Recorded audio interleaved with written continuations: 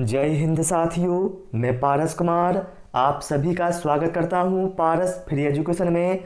आज इस क्लास में हम स्टडी करने वाले हैं पर्यावरण अध्ययन के टॉप 25 क्वेश्चनों की, जो कि बार बार एग्जाम में पूछे जाते हैं। इसलिए आप सभी लोगों से रिक्वेस्ट है वीडियो कंप्लीट देखें और अपना स्कोर कमेंट बॉक्स में ज़रूर बताएं। पहला प्रश्न है साथियों, पौधों में जाइलम मुख्य रूप से किसके लिए जिम्मेदार है?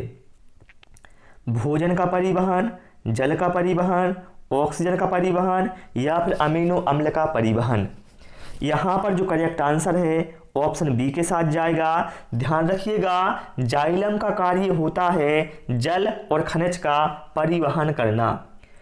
इसके साथ साथ ध्यान रखिएगा, पौधों की पत्तियां प्रकाश संश्लेषण क्रिया के दौरान जो भोजन बनाती हैं उसको विभिन्न भागों तक पहुंचाना ये कार्य होता है फिलोएम का। ये भी आपको पता होना चाहिए। ठीक है, जाइलम और फिलोएम ये दोनों पूछे जाते हैं, इसलिए इनको ध्यान रखें। प्रश्न क्रमांक 2, जल में अस्थायी कठोरता होती है जब जल में घुले हों। बताएं आप लोग, जल में अस्थायी कठोरता कब होती है? करेक्ट आंसर यहाँ पर ऑप्शन बी के साथ जाएगा। जब जल में साथियों कैल्शियम और मैग्नीशियम के बाइकार्बोनेट घुले होते हैं तब भैया जल में अस्थायी कठोरता होती है। इसके साथ साथ ध्यान रखिएगा, जब जल में कैल्शियम और मैग्नीशियम के क्लोराइड और सल्फेट घुले होते हैं तब जल में स्थायी कठोरता होती है। ये भी आपको पता होना चाहिए। ठीक है, स्थायी और अस्थायी। ओके, अगला प्रश्न है, शीत रक्त जानवर कौन सा नहीं है? मेढक, छिपकली, मछली या फिर कुत्ता।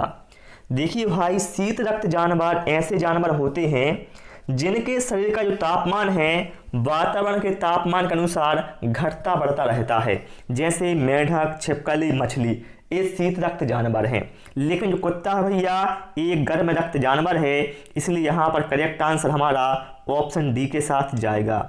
अगला प्रश्न है, आंवले में कौन सा अम्ल पाया जाता है? लैक्टिक अम्ल, एसिटिक अम्ल, साइट्रिक अम्ल या फिर एस्कॉर्बिक अम्ल। करेक्ट आंसर साथियों यहाँ पर ऑप्शन डी के साथ जाएगा। हम सभी जानते हैं जो आंवला है विटामिन सी का सबसे अच्छा स्रोत है, और भैया विटामिन सी का रासायनिक नाम क्या है? एस्कॉर्बिक अम्ल। अर्थात यहाँ पर करेक्ट आंसर हमारा ऑप्शन डी के साथ जाएगा। और दूध में लैक्टिक अम्ल पाया जाता है, ये भी आप ध्यान रखें। और आप सभी लोगों से रिक्वेस्ट है, वीडियो पसंद आए वीडियो को लाइक और शेयर करें और चैनल को जरूर सब्सक्राइब करें। भारत का सबसे बड़ा टाइगर रिजर्व कौन सा है? Jim Corbett, Sundarban tiger reserve, Satpura tiger reserve या फिर Nagarjuna Sagar Srisailam tiger reserve. Correct answer यहाँ पर साथियों ऑप्शन डी के साथ जाएगा। भारत का सबसे बड़ा tiger reserve Nagarjuna Sagar Srisailam tiger reserve है, जो कि भैया आंध्र प्रदेश में है। ये भी आपको ध्यान रखना है। इसका क्षेत्रफल 3568 वर्ग किलोमीटर है। यदि आपसे पूछा जाए जिम कॉर्बेट कहाँ पर है, तो भैया ये उत्तराखंड में है। सुंदरबन कहाँ पर है? पश्चिम बंगाल में है। और सतपुड़ा कहाँ पर है? मध्य प्रदेश में है। ये सारे पॉइंट आपको याद रखना है।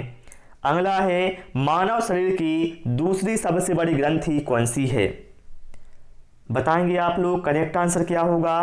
तो भैया करेक्ट आंसर यहाँ पर ऑप्शन बी के साथ जाएगा। मानव शरीर की दूसरी सबसे बड़ी ग्रंथि है अग्नाशय। अब आप कहोगे पहली कौन सी है? तो भैया पहली बड़ी ग्रंथि है यकृत। ओके, अगला प्रश्न है, शरीर में किस अम्ल के जमाव से गठिया की समस्या उत्पन्न होती है? लैक्टिक अम्ल, यूरिक अम्ल, फार्मिक अम्ल या फिर एसिटिक अम्ल। यहाँ पर साथियों करेक्ट आंसर हमारा ऑप्शन बी के साथ जाएगा। ध्यान रखिएगा, यूरिक अम्ल के जमाव की वजह से गठिया की समस्या उत्पन्न होती है। इसके साथ साथ ध्यान रखिएगा, जो थकान की समस्या होती है वह लैक्टिक अम्ल के जमाव की वजह से होती है। चलिए, भारतीय पेट्रोलियम संस्थान कहाँ पर है? देहरादून, हरिद्वार, लखनऊ या फिर भोपाल। तो भैया मेरे भारतीय पेट्रोलियम संस्थान यह उत्तराखंड के देहरादून में है। करेक्ट आंसर ऑप्शन ए के साथ जाएगा। आप सभी लोग भी सारे प्रश्नों के आंसर भैया कमेंट करते जाएं या कॉपी में नोट करते जाएं, जैसा भी आपको ठीक लगे। संसार की सबसे गहरी नदी कौन सी है? नील, अमेजोन, वोल्गा या फिर रान? यहाँ पर करेक्ट आंसर ऑप्शन बी के साथ जाएगा। संसार की सबसे गहरी नदी साथियों अमेजन नदी है, जो कि दक्षिण अमेरिका में है। यदि आपसे पूछा जाए विश्व की सबसे लंबी नदी कौन सी है, तो बताइएगा नील नदी। ठीक है, चलिए भाई इसके बाद आते हैं प्रश्न क्रमांक 10 पर। इनमें से कौन सा सुमेलित नहीं है? बताएंगे आप लोग इसमें से कौन सा सुमेलित नहीं है। युगादि उत्सव गुजरात में मनाया जाता है, बिल्कुल भाई सही है। पुष्कर मेला राजस्थान, हाँ बिल्कुल सही है। पुष्कर मेला राजस्थान के अजमेर में लगता है, बिल्कुल सही है। देवी धुरा का मेला उत्तराखंड में, बिल्कुल सही है।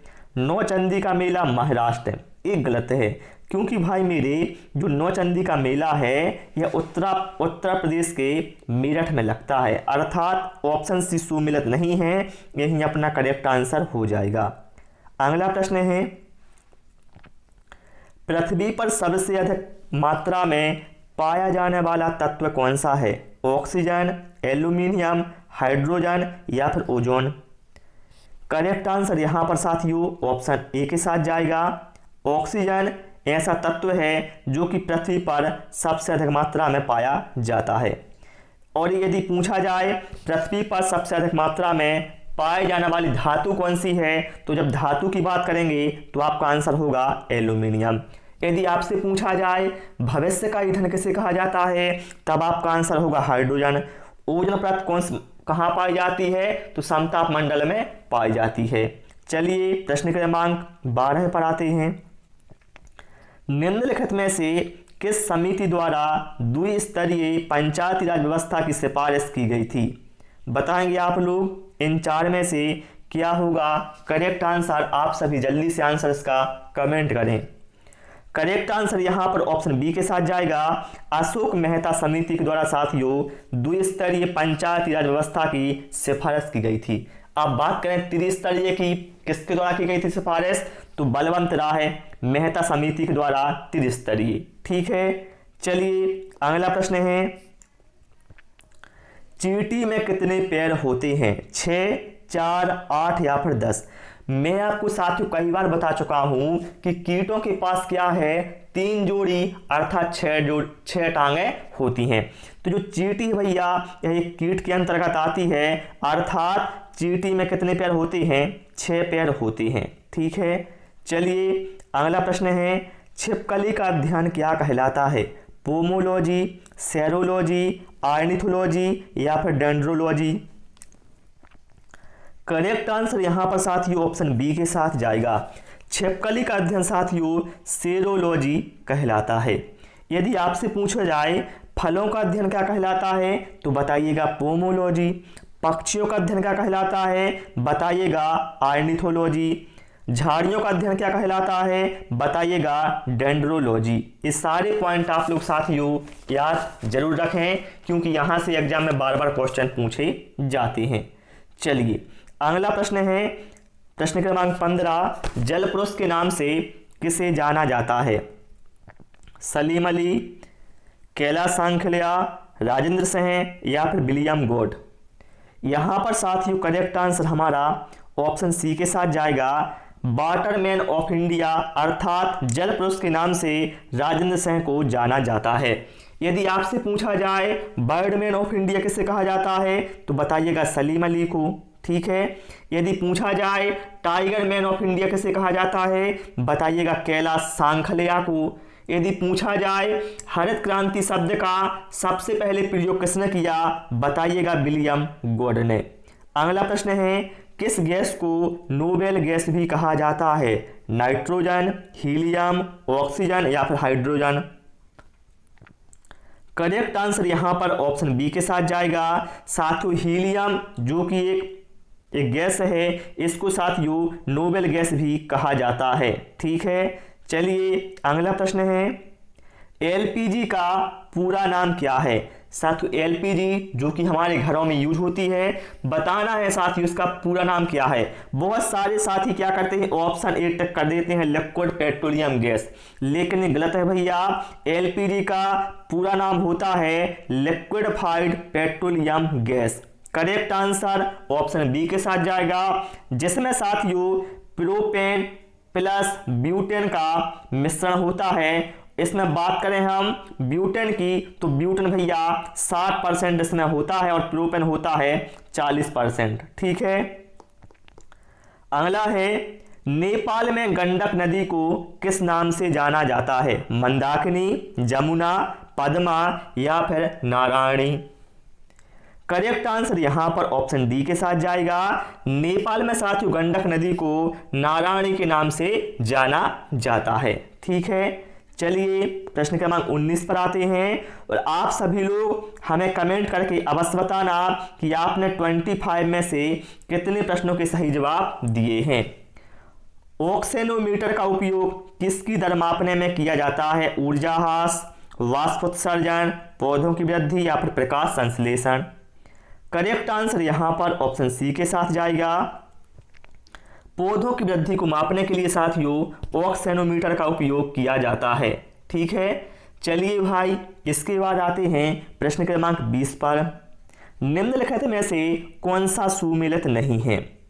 अब देखें यहाँ पर गोल क्रांति का संबंध आलू उत्पादन से है, बिल्कुल भैया सही है। लाल क्रांति का संबंध टमाटर उत्पादन से, बिल्कुल सही है। नीली क्रांति का संबंध मत्स्य उत्पादन से, सही है। कृष्ण क्रांति बैगन उत्पादन, मेरे भैया कृष्ण क्रांति का संबंध है पेट्रोलियम उत्पादन से, अर्थात ऑप्शन ए सुमेलित नहीं है, जो कि हमारा करेक्ट आंसर हो जाएगा। चलिए प्रश्न क्रमांक 21 पर आते हैं। अंडमान निकोबार की सबसे ऊंची चोटी कौन सी है? आप सभी लोग इसका आंसर जल्दी से कमेंट करेंगे। सैंडल पीक, नार्चो, गुरु शिखर या फिर विक्टोरिया? करेक्ट आंसर यहां पर साथियों हमारा ऑप्शन ए के साथ जाएगा। अंडमान निकोबार की सबसे ऊंची चोटी है सैंडल पीक।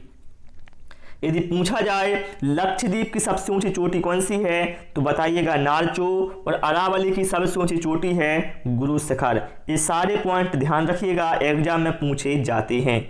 प्रश्न क्रमांक 22, निम्न में से कौन सा संक्रामक रोग नहीं है? डिप्थीरिया, हेपेटाइटिस, पोलियो या फिर मधुमेह? साथियों करेक्ट आंसर यहां पर ऑप्शन डी के साथ जाएगा। मधुमेह अर्थात जो शुगर की बीमारी साथियों यह एक संक्रामक रोग नहीं है।